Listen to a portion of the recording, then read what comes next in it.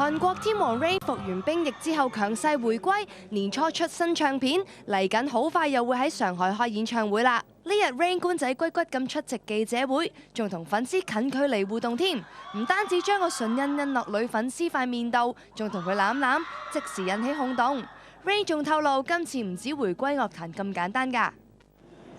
네, 지금 류이페이랑 같이 노송환이라는 영화를 찍고 있어요. 이게 아마 11월 10일에 개봉일 텐데 제가 이걸 하고 아마 8, 9, 10월쯤에는 한국에서 드라마를 할 것 같아요.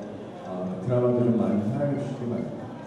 好快又可以喺公仔箱度見到偶像，相信 Rain 嘅粉絲聽到呢個好消息一定相當期待。而提到同劉亦菲合作 ，Rain 對對方都讚不絕口啊！ 刘씨는 일단 굉장히 아름답고 그리고 연기를 아주 훌륭히 잘하는 것 같아요. 그래서 아주 좋은 배우인 것 같습니다.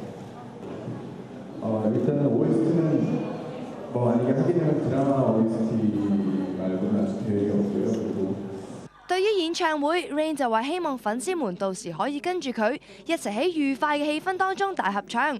不過 Rain 唔使講，相信粉絲們都識做啦。